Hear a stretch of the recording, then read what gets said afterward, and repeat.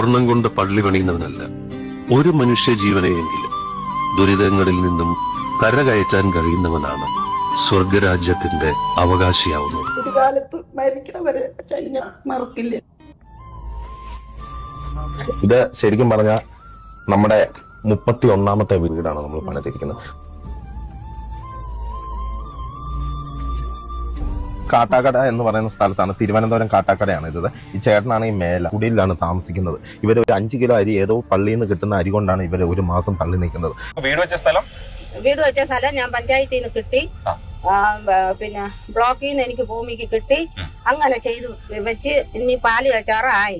അത് ഒരു സന്തോഷം തന്നെ. വീടിന്റെ പണി അവസാന ഘട്ടത്തിലേക്ക് പോവാണ്. അപ്പോ അതിന് വേണ്ടിയിട്ടുള്ള ഒരുക്കങ്ങൾക്ക് വേണ്ടിയിട്ട് മുരുകൻ ചേട്ടന്റെ കൂടെ വന്നതാണ്. അവസാന ഘട്ട പണികൾ വിലയിരുത്തുമ്പോൾ മുരുകൻ ചേട്ടന്റെ മുഖത്തുള്ള ഒരു സന്തോഷം ഉണ്ടല്ലോ, അത് കാണാം. അതാണ് ശരിക്കുള്ള ലൈഫ്. ഇതിനിപ്പോ കാറ്റടിക്കൊന്നും മേടിക്കണ്ടല്ലോ, സുഖമായിട്ടിരിക്കുക.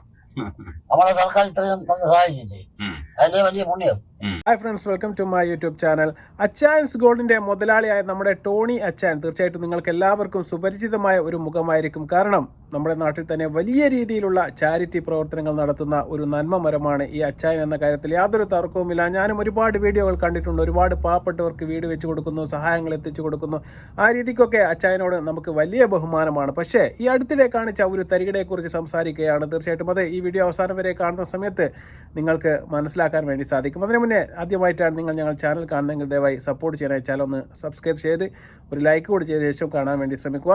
നമുക്ക് ഈ അച്ചായനെ ഇനിയും ആർക്കെങ്കിലും മനസ്സിലായിട്ടില്ല എങ്കിൽ, ആദ്യമായിട്ടാണ് നിങ്ങൾ അദ്ദേഹത്തെക്കുറിച്ച് കേൾക്കുന്നതെങ്കിൽ അദ്ദേഹത്തെക്കുറിച്ച് മനസ്സിലാക്കാൻ വേണ്ടിയിട്ട് ഞാൻ ചെറിയ ഒരു വീഡിയോ ഒന്ന് കാണിച്ചു തരാം. സ്വർണം കൊണ്ട് പള്ളി പണിയുന്നവനല്ല, ഒരു മനുഷ്യ ജീവനെയെങ്കിലും ദുരിതങ്ങളിൽ നിന്നും കരകയറ്റാൻ കഴിയുന്നവനാണ് സ്വർഗരാജ്യത്തിന്റെ അവകാശിയാവുന്നത്. ഒരു കാലത്ത് മരിക്കണവരെ ഞാൻ മറക്കില്ല. ഇതാണ് ജീവിതം. നിങ്ങൾ ചിന്തിച്ചോണം. നിരങ്ങി വേണം ഇവർക്ക് മുന്നോട്ട് പോകാൻ.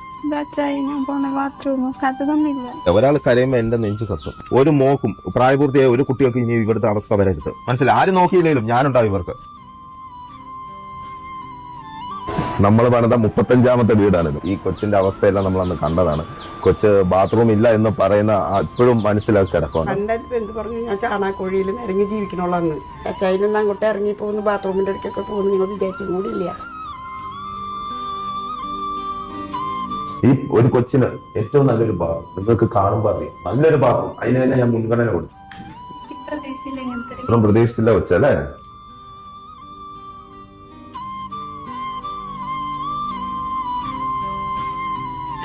ഒരു 3-4-5 വർഷം കയ്യും കാലം കെട്ടി വീണും വരങ്ങി വീടാണ്. ഇപ്പൊ ഞാൻ ഇത്രയും ഭംഗിയുള്ള ഒരു വീട്ടിലിരിക്കുന്നത്. അത് അച്ചായന്റെ കാരണം കൊണ്ട് തന്നെയാണ്. ദയവായിട്ട് വന്നത് അച്ചായന്റെ അടുത്തേക്ക്.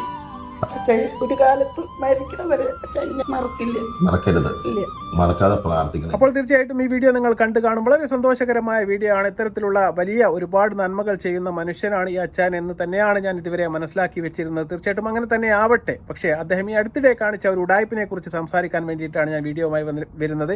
ഇതിനു മുന്നേ അദ്ദേഹത്തിന്റെ ഇൻസ്റ്റാഗ്രാമിൽ പങ്കുവെച്ച ഒരു വീഡിയോ ആയിരുന്നു. ഞാൻ 40 സ്വർണ്ണക്കടകൾ തുടങ്ങാൻ വേണ്ടി പോവുകയാണ് എന്നും ഓരോ സ്വർണ്ണക്കട തുടങ്ങുന്ന സമയത്തും പാവപ്പെട്ടവർക്ക് ഓരോ വീട് വെച്ച് ഞാൻ കൊടുക്കുമെന്നും അദ്ദേഹം ഒരു പ്രപ്പോസൽ വെച്ചിരുന്നു. ആ സമയത്ത് തീർച്ചയായിട്ടും വളരെയധികം എല്ലാവർക്കും സന്തോഷമാവുകയും ചെയ്തിരുന്നു. വലിയ നല്ല കാര്യമാണ്. കാരണം 40 കട തുടങ്ങുന്ന സമയത്ത് 40 വീടുകളാണ് അദ്ദേഹം പാവപ്പെട്ടവർക്ക് വെച്ച് കൊടുക്കാൻ വേണ്ടി പോകുന്നത്.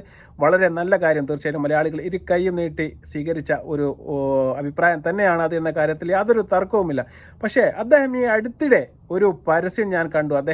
ഇത് തന്നെയാണ് അദ്ദേഹത്തിൻ്റെ പരിപാടി. അതിനുശേഷം അദ്ദേഹം ഈ വീട് കിട്ടുന്നതിന് മുമ്പെയുള്ള ആൾക്കാരുടെ സ്ഥിതിയും അതുപോലെ തന്നെ വീട് കിട്ടിയതിന് ശേഷമുള്ള അവരുടെ സ്ഥിതിയും തീർച്ചയായിട്ടും ആഫ്റ്റർ ആൻഡ് ബിഫോർ ആക്കിയിട്ട് അദ്ദേഹം വീഡിയോ ആയിട്ട് ചെയ്യുന്നത് അദ്ദേഹത്തിൻ്റെ ഒരു പതിവാണ്. അത്തരത്തിൽപ്പെട്ട ഒരു വീഡിയോ ഞാൻ നിങ്ങൾക്ക് ആദ്യമായി കാണിച്ചു തരാം. അതിനുശേഷം എന്താണ് അദ്ദേഹം നടത്തിയ ഉഡായിപ്പ് എന്ന് കൂടി നമുക്ക് കാണാം. ഇത് ശരിക്കും പറഞ്ഞ നമ്മുടെ 31ാമത്തെ വീടാണ് നമ്മൾ പണിതിരിക്കുന്നത്. കാട്ടാക്കട എന്ന് പറയുന്ന സ്ഥലത്താണ്, തിരുവനന്തപുരം കാട്ടാക്കടയാണ് ഇത്. ഈ ചേട്ടനാണ് ഈ മേല കുടിയിലാണ് താമസിക്കുന്നത്. ഇവര് ഒരു 5 കിലോ അരി ഏതോ പള്ളിയിൽ നിന്ന് കിട്ടുന്ന അരി കൊണ്ടാണ് ഇവര് ഒരു മാസം തള്ളി നിൽക്കുന്നത്. ഇവിടെ നോക്കാനോ അന്വേഷിക്കാനോ ഇതുവരെ ഇവിടെ ആരും വന്നിട്ടില്ല. നമുക്ക് ഞാൻ എന്നാ ചെയ്യേണ്ടത്? നിങ്ങൾക്ക് ഞാൻ സമയത്താണ് ഇത് ജലം പതിക്കുന്നത് അറിയില്ല. ഞങ്ങൾക്ക് ഒരു കുഞ്ഞു വീട് വേണം, അത് സഹായിക്കണം. ഇനി അടുത്ത വരവിൽ നമ്മൾ നല്ലൊരു വീട്ടിൽ ഇവർ കയറി താമസിക്കുന്ന കാണാം. നിങ്ങൾ എന്നോട് ചോദിച്ചു എന്നാണ് ഈ കുടിലിൽ നിന്ന് മോചനം കിട്ടുക എന്ന് അല്ലേ? എനിക്ക് നിങ്ങളെ പുതിയ വീട്ടിലേക്ക് കൊണ്ടുപോകുമ്പോൾ പുതിയ ഡ്രസ്സ് ഇട്ട് നല്ല മിടുക്കലായിട്ട് വേണം പോകാൻ. സ്നേഹത്തോടെ സന്തോഷത്തോടെ ഈ താക്കോല് മേടിച്ച് ഞാൻ തുറന്നാൽ മതിയോ? സന്തോഷമായില്ല വീട് കണ്ടപ്പം? ഇത് നമുക്ക് ഒരു മുറി, നമുക്ക് അടുത്ത മുറിയിലേക്ക് പോവാം. ബാ, എന്നെ കൊണ്ട് പറ്റാത്ത നല്ലൊരു വാർത്ത കെട്ടണം നല്ല രീതിയിൽ നിങ്ങൾക്ക് ഞാൻ തന്നിട്ടുണ്ട്. കാണാൻ വഴി വീട്ടിൽ നിന്ന് ഇവിടെ കൊണ്ട് വന്ന നമ്മളെ ഇവിടെ താമസമാക്കിയും ഒരു പുതിയ കെട്ടിടം തന്നു.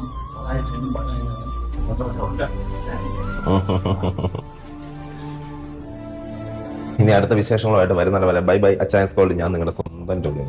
അപ്പോൾ ഈ വീഡിയോയിൽ ആ അമ്മ വളരെ വ്യക്തമായിട്ട് പറയുന്നുണ്ട്, തീർച്ചയായിട്ടും അച്ചായനാണ് ഞങ്ങൾക്ക് ഈ വീട് വെച്ച് തന്നത്, അച്ചായൻ ദൈവമാണ്, അച്ചായൻ വന്നില്ലെങ്കിൽ ഞങ്ങൾ വല്ലാതെ കഷ്ടപ്പെട്ടു പോകുമെന്നൊക്കെ പറയുന്നുണ്ട്. നടക്കാൻ കഴിയാത്ത അച്ഛനും അതുപോലെ തന്നെ പ്രായമായ ഒരു അമ്മയുമാണ്. തീർച്ചയായിട്ടും അവർക്ക് കിട്ടിയ സഹായം എന്ന നിലക്ക് മലയാളികൾ ഒരുപാട് കൈയടിച്ച് പ്രോത്സാഹിപ്പിക്കുന്നു. അതുപോലെ തന്നെ ഒരുപാട് കമൻറ്റുകൾ എഴുതി അദ്ദേഹത്തെ വാനോളം പുകഴ്ത്തുന്നതെല്ലാം നമ്മൾ കണ്ടു. നല്ല കാര്യം തന്നെയാണ്. അദ്ദേഹമാണ് ഇത് ചെയ്തതെങ്കിൽ തീർച്ചയായിട്ടും ഒരിക്കലും അദ്ദേഹത്തെ നമുക്ക് എത്ര പുകഴ്ത്തിയാലും മതിയാവില്ല എന്ന കാര്യത്തിൽ എനിക്ക് യാതൊരു തർക്കവുമില്ല. പക്ഷേ ഇതിൻ്റെ ഒരു സത്യാവസ്ഥ എന്താണെന്ന് നിങ്ങൾക്ക് അറിയണ്ടേ? രജനീഷ് നടത്തിയ വീഡിയോയിൽ പറയുന്നുണ്ട് എന്താണ് ഈ സംഭവമെന്ന്. നമുക്ക് അതുകൂടി ഒന്ന് കാണാം.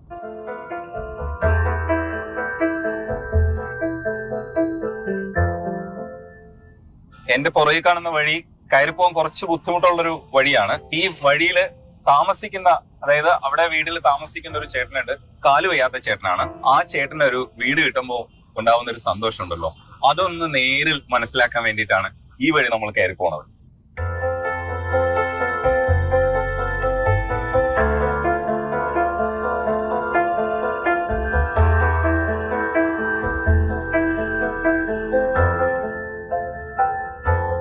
ഇവിടെ എത്ര നാളായിട്ട് ജീവിക്കുന്നു? ഇവിടെ എന്റെ ഭർത്താവ് 50 വർഷം കൊണ്ട് താമസിക്കണം. ഞാൻ വന്നിട്ട് 30 കൊല്ലം കഴിഞ്ഞു. ഓ, കാല് വയ്യാതായത് നേരത്തെ? അല്ല, 5 വർഷം കഴിഞ്ഞു. 5 വർഷമായിട്ട്. അപ്പൊ 5 വർഷമായിട്ട് ഈ വഴിയിൽ ഇങ്ങനെ നടക്കുകയാണ്. ഇറങ്ങി ഇരുന്ന് ഇറങ്ങിയാണ് പോണത്.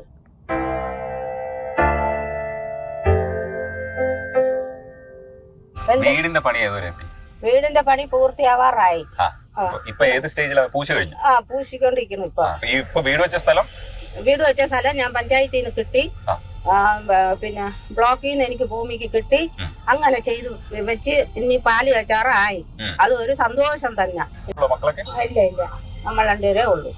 രണ്ടുപേരും കൂടെ ഇവിടെ അങ്ങ് അത്യാവശ്യം ബുദ്ധിമുട്ടുകൾ കഴിയുകയാണ്. ഇപ്പൊ ടാർപ്പാള ഒരാള് 5000 രൂപ തന്നുകൊണ്ട് അത് വാങ്ങിച്ച് ഒക്കെ കെട്ടി. നമുക്ക് വരുമാനം ഒന്നുമില്ല, ആരും തരാനുമില്ല.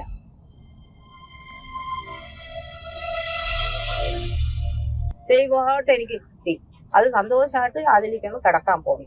നമുക്കൊരു ആത്മവിശ്വാസം വന്ന് സന്തോഷമായിട്ട് ചെന്ന് കിടക്കാം. ഈ മുരുകൻ ചേട്ടന്റെ വീട്ടിനകത്തേക്ക് വണ്ടി വരും. ഈ മണൽ കിടക്കുന്നതുകൊണ്ടാണ് അകത്തേക്ക് ഇറക്കാൻ പറ്റാത്തത്. ഇതിനകത്തേക്ക് വരുന്നത് കാണുമ്പോൾ കിട്ടുന്ന ഒരു സന്തോഷം ഉണ്ടല്ലോ. മുരുകൻ ചേട്ടൻ അവിടെ നിന്ന് വണ്ടി ഇറങ്ങി വരുന്നത് ഇങ്ങനെ നോക്കുന്നുണ്ട്. വീടിന്റെ ഉള്ളിലേക്ക് വണ്ടി, കാറ് വന്ന് ഇറങ്ങുന്ന അവസ്ഥയിലുള്ള വഴിയുള്ള ഒരു സ്പേസിലാണ് ഇപ്പോഴത്തെ വീട് നിൽക്കുന്നത്. ആ വീടിന്റെ പണി അവസാന ഘട്ടത്തിലേക്ക് പോവാണ്. അപ്പോ അതിന് വേണ്ടിയിട്ടുള്ള ഒരുക്കങ്ങൾക്ക് വേണ്ടിയിട്ട് മുരുകൻ ചേട്ടന്റെ കൂടെ വന്നതാണ്. അവസാന ഘട്ട പണികൾ വിലയിരുത്തുമ്പോൾ മുരുകൻ ചേട്ടന്റെ മുഖത്തുള്ള ഒരു സന്തോഷം ഉണ്ടല്ലോ, അത് കാണാം. അതാണ് ശരിക്കുള്ള ലൈഫ്. ഇത് കിട്ടിയപ്പോ എത്രത്തോളം ആശ്വാസവും സന്തോഷവും? എനിക്ക് ഒരു മനസ്സമാനമുണ്ട് ഇപ്പം. മറ്റേത് കാറ്റടിച്ച് പറക്കും എന്നുള്ള ഒരു ഇതായിരുന്നു. കാറ്റടിച്ച് പറന്നുകൊണ്ടിരിക്കുന്നത്. ഇതിനിപ്പോ കാറ്റടിക്കുന്ന മേടിക്കണ്ടല്ലോ, സുഖമായിട്ട് ഇരിക്കാം. നമ്മളെ സർക്കാർ ഇത്രയും തന്നെ സഹായിച്ചിട്ട് അതിന്റെ വലിയ പുണ്യം. അപ്പോൾ രജനീഷ് അമ്മയോട് ചോദിക്കുന്ന സമയത്ത് അമ്മ പറയുന്നുണ്ട് ഞങ്ങൾക്ക് ഈ സ്ഥലം തീർച്ചയായിട്ടും പഞ്ചായത്തിൽ നിന്ന് കിട്ടിയതാണ്. അപ്പോൾ സർക്കാർ വകയുള്ള ലൈഫ് മിഷന്റെ ഭാഗമായിട്ട് സർക്കാർ വെച്ച് കൊടുത്ത വീടാണ് ഇത്. ഇത് എങ്ങനെയാണ് അച്ചായൻ്റെ പേരിൽ അച്ചായൻ വെച്ച് കൊടുത്ത വീടാക്കിയിട്ട് അച്ചായൻ അതൊരു വീഡിയോ ആക്കി ചെയ്തത് എന്ന് നിങ്ങൾ ചിന്തിക്കണം. തീർച്ചയായിട്ടും അത് തന്നെയാണ് ഈ വീഡിയോയിലെ ഉടായ്പ് എന്ന് ഞാൻ ഈ തുടക്കത്തിൽ തന്നെ പറഞ്ഞത്. വളരെ മോശകരമായ ഒരു കാര്യമായിപ്പോയി എന്ന കാര്യത്തിൽ യാതൊരു തർക്കവുമില്ല. ഈ സർക്കാർ ഭവനരഹിതരായ ആൾക്കാർക്ക്, നിർധനരായ ആൾക്കാർക്ക് വീട് വെച്ച് കൊടുക്കുന്ന ലൈഫ് മിഷൻ പരിപാടി കേരളത്തിൽ ഇന്ന് തീർച്ചയായിട്ടും എല്ലാ ജില്ലകളിലും ഒരു വീടുകളിലും ഇല്ലാത്ത ഒരു പഞ്ചായത്ത് പോലും ഉണ്ടാവില്ല എന്നാണ് ഞാൻ മനസ്സിലാക്കുന്നത്. തീർച്ചയായിട്ടും അത്തരത്തിൽപ്പെട്ട ഒരു പദ്ധതിയാണത്. ആ പദ്ധതി പ്രകാരം ഇവർക്ക് കിട്ടിയ വീടാണ് ഇത് എന്ന് വളരെ വ്യക്തമായിട്ട് നമ്മളെ രജനീഷ് അതിൽ തന്നെ വീഡിയോയിൽ തന്നെ പറയുന്നുണ്ട്. ഇത് നിങ്ങൾക്ക് കിട്ടേണ്ടത് തന്നെയാണ്, നിങ്ങൾക്ക് കിട്ടിയത് എന്നും ആ അമ്മ പറയുന്നുണ്ട്. സർക്കാരിനെ എത്ര പ്രകീർത്തിച്ചാലും മതിയാവില്ല, തീർച്ചയായിട്ടും പഞ്ചായത്തിൽ നിന്ന് ഞങ്ങൾക്ക് കിട്ടിയതാണെന്ന് വളരെ വ്യക്തമായിട്ട് പറയുന്നുണ്ട്. പിന്നെ എങ്ങനെയാണ് അച്ചായ ഇത് അച്ചായൻ്റെ കെയർ ഓഫിൽ അച്ചായൻ വാങ്ങിയ സ്ഥലത്ത് വെച്ച് വീടാണെന്ന് പറഞ്ഞുകൊണ്ട് അച്ചായൻ വീഡിയോ ചെയ്തത് തീർച്ചയായിട്ടും വളരെ മോശകരമായ ഒരു കാര്യമായി പോയി എന്നുള്ളത് തന്നെയാണ്. അച്ചായൻ ഒരുപാട് നന്മകൾ ചെയ്തിട്ടുണ്ട്, അതിനെ ഒന്നും ഞാൻ വിസ്മരിക്കുന്നില്ല. പക്ഷേ ഈ ഒരു കാര്യത്തെ അച്ചായൻ ചെയ്തത് വളരെ മോശകരമായ ഒരു കാര്യമാണ്.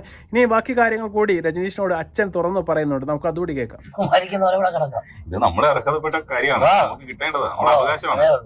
അപ്പൊ ലാസ്റ്റ് ഘട്ട പണികളാണ് ഇപ്പൊ പണി ഊർജിതമായിട്ട് നടക്കുന്നുണ്ടോ? ഇനി ഒരു 2 ദിവസം പണി കൂടെ ഉള്ളൂ, പണി കംപ്ലീറ്റ് പൂർത്തിയായി. പിന്നെ ഏതെങ്കിലും നല്ലൊരു ദിവസം നോക്കി കയറണോ? ഈ എന്നത്തേക്ക് കയറാൻ പറ്റുമെന്നാണ് പ്രതീക്ഷിക്കുന്നത്? ഒരു 15-ാം തീയതി കയറണം. അടിപൊളി. അത് എന്തോ ഡേറ്റ് ഒക്കെ ഫിക്സ് ചെയ്ത് വെച്ചേക്കുവാ. അപ്പൊ പണി 5-6 ആളുകളൊക്കെ വിളിക്കാം, ചുമ്മാ ആക്കാറുണ്ട്. 5-6 ആളുകളൊക്കെ വിളിക്കാം. പിന്നെ അപ്പൊ എന്നെയൊക്കെ വിളിക്കൂ? പിന്നെ കൃത്യമായിട്ട് വിളിച്ചേക്കും.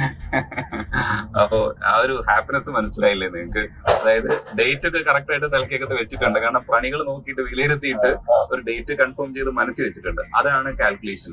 നമ്മുടെയൊക്കെ മനസ്സിനകത്ത് ആ പണി എപ്പോ തീരുമെന്ന് പറഞ്ഞ് ഇങ്ങനെ കാത്തിരിക്കുന്നില്ലേ, അതിവിടെ ഉണ്ട്. എപ്പോ തീരുമെന്ന് പറഞ്ഞ് നിൽക്കുക, പക്ഷെ മനസ്സിനകത്ത് ഒരു ഡേറ്റ് വെച്ചിട്ടുണ്ട്. എന്തായാലും ഇത് കാണുമ്പോൾ ഒരു ഭയങ്കര ഒരു ഹാപ്പിനെസ് ഉണ്ട്. അപ്പോൾ അച്ഛൻ തന്നെ പറയുന്നത് നിങ്ങൾ കേട്ടു കാണും. അച്ഛൻ പറയുന്നുണ്ട് ഇത് ഞങ്ങളുടെ അവകാശമാണ്, സർക്കാരിൽ നിന്ന് ഈ വീട് കിട്ടുക എന്നൊക്കെ പറയുന്നത് പാവപ്പെട്ടവർക്ക്, ഭൂമിയില്ലാത്തവർക്ക് തീർച്ചയായിട്ടും അവകാശമാണ്. അത് യാതൊരു ഔദാര്യമൊന്നുമല്ല, തീർച്ചയായിട്ടും അവകാശം തന്നെയാണ്. അതിൽ അച്ചായൻ എന്ന് പറയുകയാണ്, ഇനി പേടിക്കാതെ തീർച്ചയായിട്ടും ഞങ്ങൾക്ക് ആ വീട്ടിൽ കിടന്ന് ഉറങ്ങാൻ വേണ്ടി സാധിക്കും. പണ്ടൊക്കെ താർപ്പായ കൊണ്ട് വലിച്ചു കെട്ടിയ ഒരു വീടായിരുന്നു, ഇനി സുഖത്തിൽ ഞങ്ങൾക്ക് അവിടെ പോയി കിടക്കാം ധൈര്യത്തിൽ, അത് ഞങ്ങൾക്ക് അവകാശമാണ്, സർക്കാർ തന്നതാണ് എന്ന് യാതൊരു അർത്ഥശങ്കക്കും ഇടയില്ലാത്ത വിധത്തിൽ അച്ഛൻ തന്നെ പറയുകയാണ്. പിന്നെ അതെങ്ങനെയാണ് ടോണി അച്ചായൻ്റേതായി മാറിയത് എന്ന് തീർച്ചയായിട്ടും അച്ചായൻ ഇതിനൊരു മറുപടി പറയേണ്ടതായിട്ട് വരും. തീർച്ചയായിട്ടും അച്ചായൻ ഇതിനു മുമ്പ് ഒരുപാട് കാര്യങ്ങൾ, നല്ല നല്ല കാര്യങ്ങൾ തീർച്ചയായിട്ടും പാവപ്പെട്ടവർക്ക് വേണ്ടി ചെയ്തു കൊടുത്തിട്ടുണ്ട്. അതിനെ ഒന്നും നമ്മൾ വിസ്മരിക്കുന്നില്ല. പക്ഷേ ഈ ഒരു കാര്യത്തിൽ ഇതെങ്ങനെയാണ് 2 വീഡിയോയിലും ഒരേ വീട്, ഒരു സ്ഥലത്ത് പറയുന്നു സർക്കാർ ഭവന പദ്ധതിയുടെ ഭാഗമായിട്ടുള്ള ലൈഫ് മിഷൻ്റെ പദ്ധതി പ്രകാരം വെച്ച് കൊടുത്ത വീടാണെന്ന് രജനീഷ് പറയുന്ന സമയത്ത് അച്ചായൻ പറയുന്നു ഇത് ഞാൻ വെച്ച് കൊടുത്ത വീടാണെന്ന് പറയുന്നു. അച്ചായൻ്റെ കാലുമ്മൽ വീഴുന്നു, അവർ സാഷ്ടാംഗം പ്രണമിക്കുന്നു. അതൊക്കെ നമ്മൾ കണ്ടു. തീർച്ചയായിട്ടും ഈ ഒരു കാര്യത്തിൽ തീർച്ചയായിട്ടും അച്ചായൻ ചെയ്തത് വളരെ മോശകരമായ ഒരു കാര്യമായി പോയി. ഇതൊക്കെ കാണുമ്പോൾ തീർച്ചയായിട്ടും ഇതിന് മുന്നേയും ഇത്തരം ഉടായ്പകൾ അച്ചായൻ ചെയ്തിട്ടുണ്ടോ എന്ന് തോന്നിപ്പോകുന്ന രീതിയിലാണ് അച്ചായൻ്റെ ഈ വീഡിയോ. തീർച്ചയായിട്ടും ഇതിൽ ഒരു ക്ലാരിഫിക്കേഷൻ വരുത്തേണ്ടത് അച്ചായൻ്റെ ബാധ്യതയായി മാറിയിരിക്കുകയാണ്. ഇന്ന് കേരളത്തിൽ തീർച്ചയായിട്ടും ഏറ്റവും കൂടുതൽ യൂട്യൂബുകാർ അല്ലെങ്കിൽ റിയാക്ഷൻ വീഡിയോ ചെയ്യുന്ന ആൾക്കാരെല്ലാം തന്നെ ഈ വീഡിയോ ചെയ്താൽ നിങ്ങൾ കാണാൻ വേണ്ടി സാധിക്കും. എന്താണ് നിങ്ങളുടെ അഭിപ്രായം? തീർച്ചയായിട്ടും വീഡിയോ കണ്ടതിന് ശേഷം തീർച്ചയായിട്ടും അത് എഴുതി അറിയിക്കാൻ മറക്കരുത്. വീണ്ടും നല്ല വീഡിയോയുമായി വരുന്നവരെ നന്ദി, നമസ്കാരം, ബൈ.